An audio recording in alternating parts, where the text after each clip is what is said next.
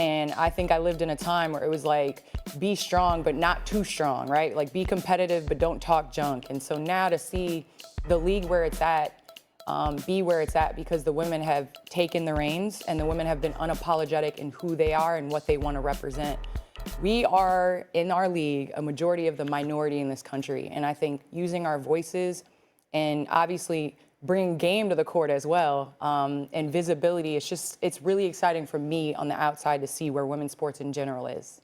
Candace Parker recently provided significant insights during an ESPN First Take appearance, discussing tensions between veteran and younger WNBA players. Her commentary addressed perceptions of resentment from retired players toward emerging talent and offered perspectives on league development. Because I applaud you for that. Well, I appreciate you, and I think in the world where there's eyeballs on you at every moment, it used to be the camera would cut, you would go home, but now it's just consistent with social media and all of that. But I think comparison, you know what I mean? Just being who you are, setting your bar and trying to live to that. And I come from an amazing family at home with two parents that really instilled that mindset in all three of us at home. I have two amazing role models in my brothers, and so... The discussion began with acknowledgement of Caitlin Clark as an exceptional young player who has generated substantial popularity for the WNBA. However, the conversation expanded to address broader concerns about veteran players potentially feeling underappreciated for their historical contributions to league growth and development. Questions arose regarding whether abundant veteran talent felt overlooked despite their tremendous efforts on behalf of the WNBA and basketball generally. The inquiry focused on collective frustration some veterans might experience regarding lack of recognition for bringing the league to its current position and future trajectory. Being able to have the support system has allowed me to be okay with being authentic.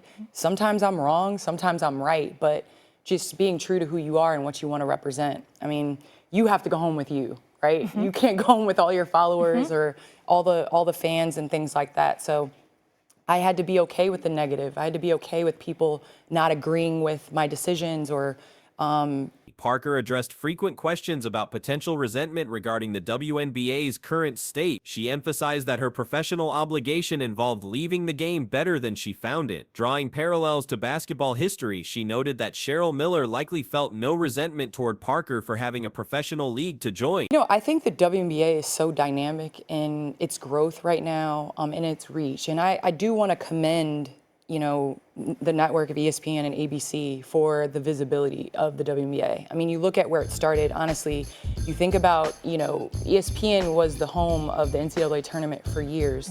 The first time it was on ABC, I mean, it shattered numbers, record numbers. So really it's just about the visibility and it's about putting it on television and it's about knowing the players and establishing the rivalries and being able to have the merchandise. And so I think that it's so exciting for me to see that in the W, and I think that we can still continue to grow. But instead, Miller continues mentoring and supporting current players, sitting courtside cheering for emerging talents like Juju Watkins. Parker expressed similar commitment to supporting Caitlin Clark and all current WNBA players, emphasizing the importance of veteran guidance rather than jealousy or competition. Parker highlighted the value of rivalry within appropriate boundaries. She referenced how fans tuned in when Kevin Durant faced Russell Westbrook, noting how physical contact and competitive tension generated viewer interest. When we look at the WNBA, whether we've speculated about resentment or whatever it is, ultimately it comes down to the fact that there were an abundance of women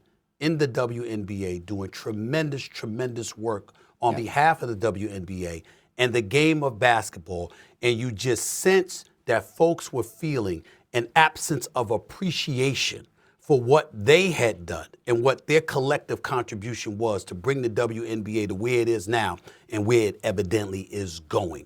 Can you speak to... However, she stressed keeping competition within game parameters rather than extending beyond basketball context. Social media accessibility has enabled widespread commentary on WNBA matters from various sources. Parker emphasized focusing conversations on basketball fundamentals rather than external controversies or personal conflicts. This approach enables genuine league growth and positive representation. Parker acknowledged talented players throughout league history while noting increased visibility for current athletes. sports. She drew comparisons to NBA legends, suggesting that established stars like Dominique Wilkins and Julius Erving didn't resent Michael Jordan's impact on basketball popularity and growth. That collective frustration that some may have been feeling, and whether or not you think it's something that's being overcome as you all thrive and move forward and continue to promote and uplift this league.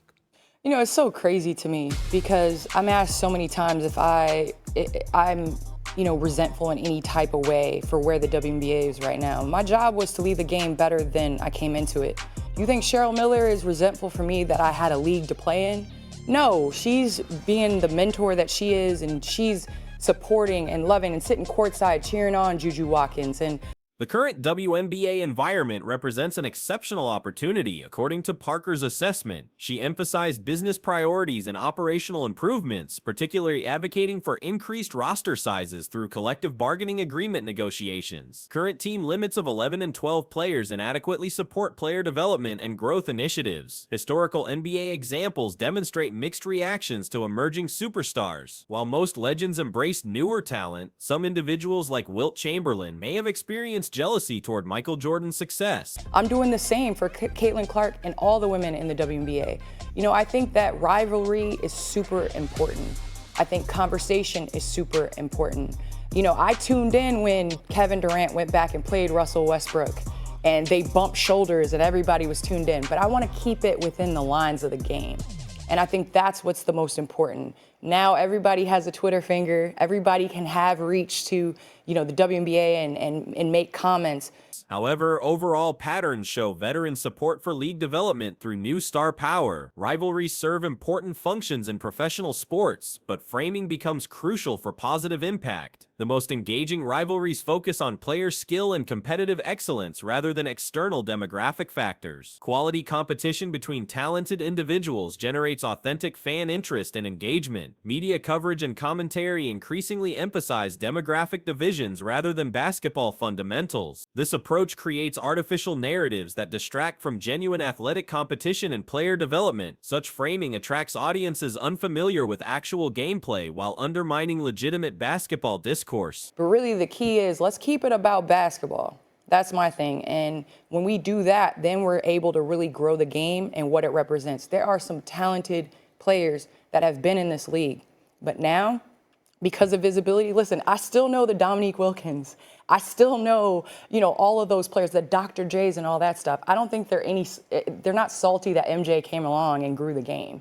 I mean, that's what it is. And so I think that the WNBA as a whole is in an amazing place.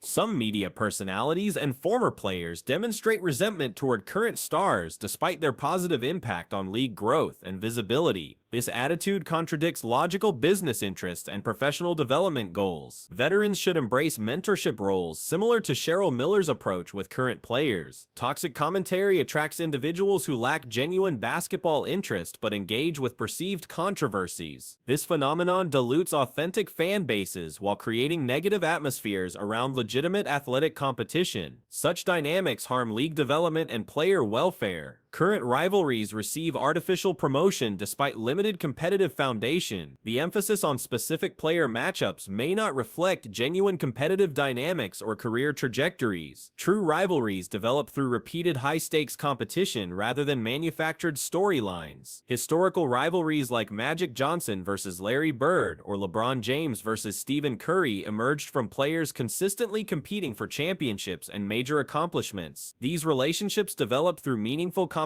rather than promotional campaigns or demographic narratives. Now it's about business to me. It's about taking care of business and making sure. I would like to see, and I'll say this in the CBA, I would like to see more roster spots because we can't have 11 or 12 women on a team. You got to, lean into the player growth and player development. Absolutely. I love that when you started this off, you were like, oh, I needed something to do in retirement. So I wrote a book, but I listed off like 80 jobs. And now you're talking about the CBA and 3 children, the whole thing. And then you're in Chicago, your hometown, throwing the pitch over the weekend. Do we have that video, Quaco? There she is. Stephen A. threw out a pitch too. Did he? I don't think I've seen it. Yeah, I don't seen know. that video. Lord. I don't think I've seen that Mine video is a little either. bit more lofty, but I am a Rookie of the Year fan, so I was thinking about throwing the stinky cheese. You were channeling it. Yeah, I was trying to channel that. You were But- channeling- Stephen A. Slip. What happened? What Yeah, happened there? What happened was, yeah. Effective league promotion requires developing multiple competitive storylines rather than concentrating on single-player relationships. Guard versus guard matchups or position-specific competitions could generate broader fan interest while showcasing diverse talents throughout the league. Broadcasting and media coverage should emphasize player development, strategic innovation, and competitive excellence rather than personal conflicts or demographic divisions. This approach attracts genuine basketball enthusiasts while building sustainable fan engagement. Legendary players and media personalities bear responsibility for supporting emerging talent rather than expressing resentment about changed circumstances. Professional obligation includes mentoring younger players and promoting league growth rather than highlighting personal disappointments. Positive examples exist among veteran players who actively support current talent and league development. These individuals demonstrate appropriate professional behavior and contribute to healthy competitive environments. Their approach should serve as models for others in similar positions. So Candace Parker is one of the greatest female basketball players of all time. Sister of Anthony Parker and former wife of Shelton Williams. Oh, that was a kind of crazy out situation. But yeah, it is kind of mad. But Candace Parker has been kind of caught in a little bit of controversy. Collective bargaining agreement negotiations present opportunities for addressing operational challenges, including roster expansion. Current team sizes inadequately support player health and development needs. Increased roster spots would reduce injury risks while improving competitive balance. League expansion requires corresponding roster increases to maintain competitive quality and player welfare. Adding teams without proportional roster growth strains existing talent distribution and increases physical demands on current players. Strategic planning must address these interconnected challenges. Media coverage should promote diverse storylines rather than concentrating on limited player relationships. Highlighting various competitive matchups across positions and playing styles would engage broader audiences while showcasing league depth and talent distribution. Professional responsibilities for veterans include supporting league growth through positive promotion of emerging talent. Resentment toward changed circumstances undermines collective interests and contradicts logical business development strategies. The league's current trajectory represents unprecedented opportunity for growth and development. Capitalizing on this momentum requires unified support from all stakeholders rather than divisive commentary or artificial controversies that distract from genuine basketball excellence. Candace Parker recently delivered significant commentary addressing tensions surrounding emerging WNBA talent and veteran perspectives. Her statements provided measured responses to ongoing discussions about league dynamics and player recognition during a period of unprecedented growth. On players on the street.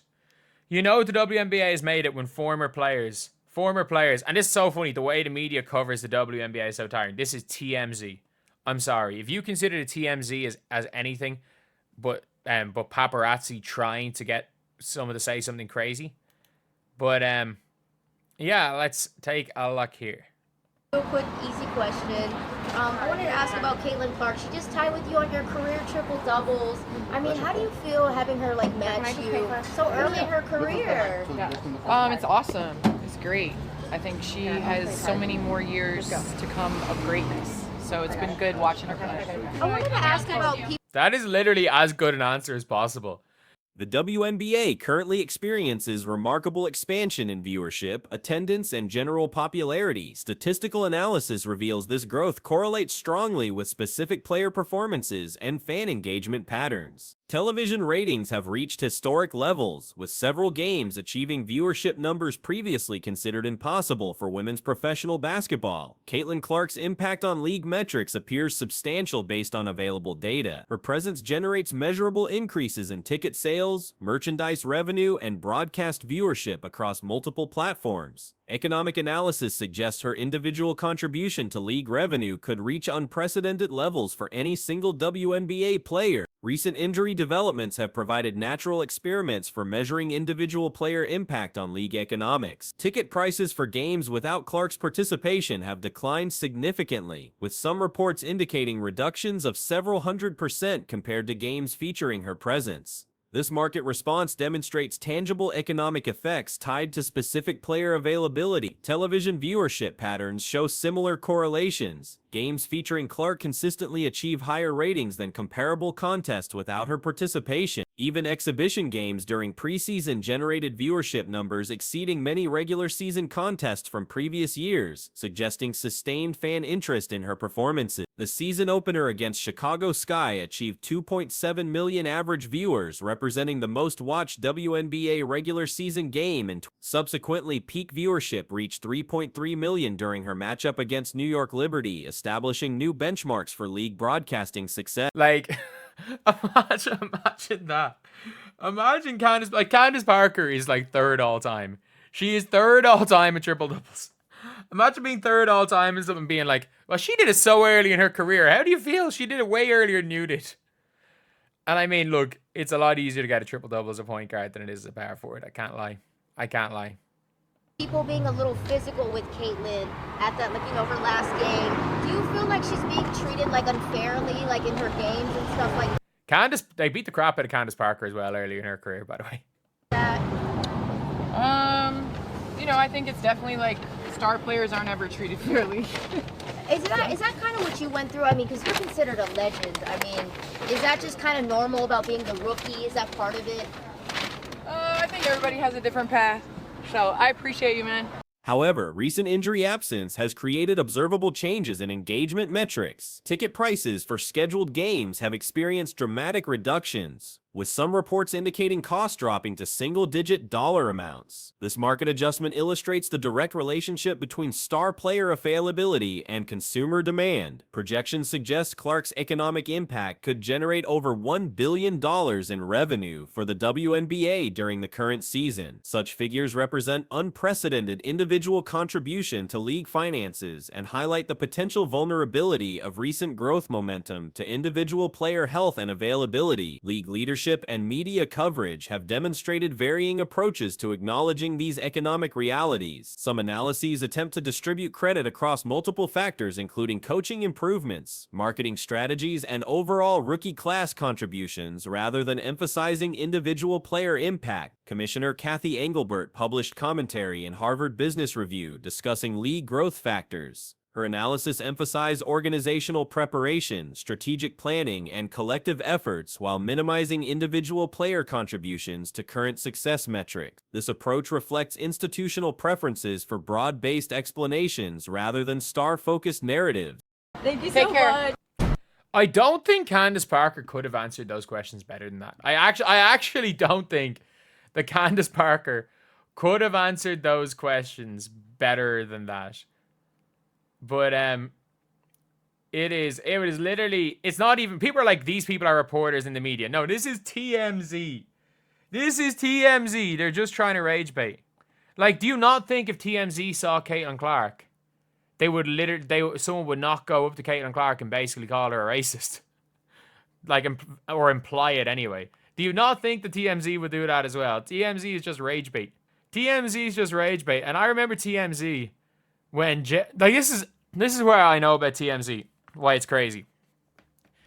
So Jay-Z and Beyonce were in Ireland. This is about 12, 13 years ago at this stage. They were in Ireland. This is when TMZ was kind of like, not in its infancy, but like 12, 13 years ago. Recent controversies have emerged regarding fan behavior in arena environments. Investigations into alleged inappropriate conduct during games have generated significant media attention while diverting focus from basketball performance. These incidents highlight tensions between competitive atmosphere and professional conduct expectations. Social media discourse surrounding league developments has intensified significantly. Commentary ranges from legitimate basketball analysis to personal attacks and threatening language directed at various players. The volume and intensity of online discussion reflects heightened public interest but also creates challenging environments for player welfare. Media coverage patterns reveal inconsistent approaches to addressing harassment and threatening behavior. While some incidents receive extensive investigation and public statements, other situations involving similar conduct receive minimal institutional response. This disparity creates perceptions of unequal treatment and protection standards. Veteran players and league legends have offered varying perspectives on current developments. Some emphasize mentorship responsibilities and supporting emerging talent, while others express concerns about recognition for historical contributions to league development. Parker's commentary addressed these dynamics directly by drawing parallels to basketball history. She referenced how previous generations of players supported emerging stars rather than expressing resentment about changing popularity patterns. Her examples included relationships between established and developing players across different eras.